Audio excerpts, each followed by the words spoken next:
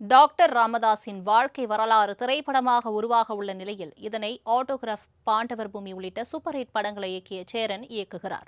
தமிழகத்தையே புரட்டி போடும் வகையில் 1980களில் ராமதாஸ் செய்த நடவடிக்கைகள் என்ன?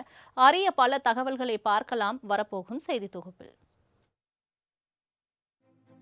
சில நாட்களுக்கு முன்பு இயக்குனர் சேரன் தனது எக்ஸ் தள பக்கத்தில் ஒரு புதிய பயணத்தை தொடங்க இருப்பதாக தெரிவித்திருந்தார். தமிழ் சினிமாவின் சேரனின் படைப்புகளுக்கு என்றுமே தனி ரசிகர் பட்டாளம் உள்ள நிலையில் இந்த அறிவிப்பை எதிர்பார்த்து வந்தனர். இந்த நிலையில் டாக்டர் ராமதாஸ் வாழ்க்கை வரலாற்றை சேரன் இயக்கப் போவதாக அதிகாரப்பூர்வ அறிவிப்பு ஒன்று தற்போது வெளியாகி இருக்கிறது. பாரதி கண்ணம்மா, பொற்காலம், வெற்றி கொடிகட்டு, பாண்டவர் பூமி, ஆட்டோகிராஃப், தவமாய் தவமிருந்து என பல பொக்கிஷ படைப்புகளை தமிழ் சினிமாவுக்கு தந்த சேரன் ராமதாஸ் பயோபிக்கை எடுக்கவிருப்பது சினிமா ரசிகர்களுக்கு அதிர்ச்சியை அளித்துள்ளது.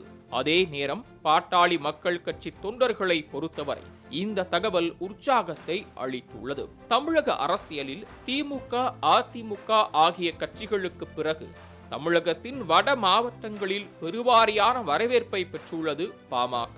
வன்னியர்களுக்கான கட்சி என்றே விமர்சனங்கள் எழுந்தாலும் பாமக கூட்டணியை அதிமுக, திமுக ஆகிய இருபெரும் கட்சிகளும் எதிர்பார்த்து வருகின்றன. தற்போது டாக்டர் ராமதாஸ், அன்புமணி இடையே பனிப்போர் நிலவி வந்தாலும் சட்டமன்ற தேர்தலில் அதிக தொகுதிகளை குறிவைப்பதற்கு பாமக போராடி வருகிறது. இந்த நிலையில் ராமதாஸின் வாழ்க்கை வரலாறு திரைப்படமாக உள்ள தகவல் கூடுதல் எதிர்பார்ப்பை ஏற்படுத்தியுள்ளது. சேரன் இயக்கும் இந்த படத்தில் இளம் வயது ராமதாஸாக ஆரியும், முதுமை கதாபாத்திரத்தில் சரத்குமாரும் நடிக்க உள்ளதாக கூறப்படுகிறது. ஐயா என பெயர் வைக்கப்பட்ட இந்த படத்தின் போஸ்டரில் 1987 என குறிப்பிடப்பட்டுள்ளது. வன்னியர்களுக்கு 20 விழுக்காடு இடஒதுக்கீடு கேட்டு 1987ஆம் ஆண்டு செப்டம்பர் மாதத்தில் ராமதாஸ் தலைமையில் மிகப்பெரிய போராட்டம் நடத்தப்பட்டது. மக்கள் தொகை அடிப்படையில் வன்னியர்களுக்கு மாநிலத்தில் 20 விழுக்காடு, மத்தியில் 2% ஒதுக்குமாறும், தாழ்த்தப்பட்ட சாதியினருக்கு 18 விழுக்காடில் இருந்து 22% உயர்த்துமாறும் கோரிக்கைகளை விடுத்தார். பாமக தொடங்குவதற்கு முன்பாக வன்னியர் சங்கம் சார்பில் 1984ஆம் ஆண்டு உண்ணாவிரதம், 1985ஆம் ஆண்டு சென்னையில் பேரணி, 1986இல் மறியல் உள்ளிட்ட போராட்டங்கள் ராமதாஸ் தலைமையில் நடைபெற்றன. இதனைத் தொடர்ந்து அடுத்த ஆண்டு, அதாவது 1987 செப்டம்பர் 17ஆம் தேதியன்று சென்னையின் முக்கிய சாலைகளில் வன்னியர் சங்கத்தினர் மறியல் செய்தனர். 17ஆம் தேதி தொடங்கி 23ஆம் தேதி வரை இந்த 7 நாட்களில் நடந்த போராட்டத்தால் தமிழகமே ஸ்தம்பித்து போனது. ஆம், சென்னையில் ஆங்காங்கே போராட்டத்தில் ஈடுபட்ட ராமதாஸ் ஆதரவாளர்கள் மரங்களை வெட்டியும் கற்களை சாலையின் நடுவே போட்டதால் போக்குவரத்து முடங்கி போனது. சென்னையிலிருந்து வெளிமாவட்டங்களுக்கு அல்ல, ஒரு ஏரியாவிலிருந்து இன்னொரு ஏரியாவுக்கு செல்வதற்கே முடியாமல் போனது.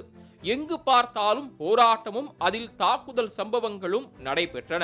பெருங்களத்தூரில் ரயில் மீது போராட்டக்காரர்கள் கற்களை கொண்டு வீசினர். இதில் சுமார் 18,000 பேர் கைதாகி சிறையில் அடைக்கப்பட்ட நிலையில் போராட்டத்தை கட்டுப்படுத்த போலீசார் துப்பாக்கிச் சூடு நடத்தினர். அப்போது தமிழ்நாடு முதலமைச்சராக பதவி வகித்த எம்ஜிஆர் உடல்நலக் குறைவு காரணமாக அமெரிக்காவில் சிகிச்சை பெற்று வந்தார். இதற்கிடையே போராட்டத்தில் நடத்தப்பட்ட துப்பாக்கிச் சூட்டில் தேசிங்கு, வேலு, கோவிந்தன் உட்பட 21 பேர் உயிரிழந்தனர். இதனையடுத்து போராட்டம் கைவிடப்பட்டதை தொடர்ந்து தமிழ்நாடு திரும்பிய முதலமைச்சர் எம்ஜிஆர் நவம்பரில் ராமதாஸை சந்தித்தார். இடஒதுக்கீடு விவகாரத்தில் விரைவில் நடவடிக்கை எடுப்பதாக வாக்குறுதியளித்த எம்ஜிஆர் அடுத்த 1 மாதத்திற்குள்ளாகவே காலமானார். இதனையடுத்து 1989ஆம் ஆண்டு முதலமைச்சராக பதவியேற்ற கலைஞர் கருணாநிதி வன்னியர் சமுதாயத்துடன் சேர்த்து 108 சமுதாயத்தினரை மிகவும் பிற்படுத்தப்பட்டோர், அதாவது எம்பிசி பட்டியலில் இணைத்து 20 விழுக்காடு இடஒதுக்கீட்டை வழங்கினார்.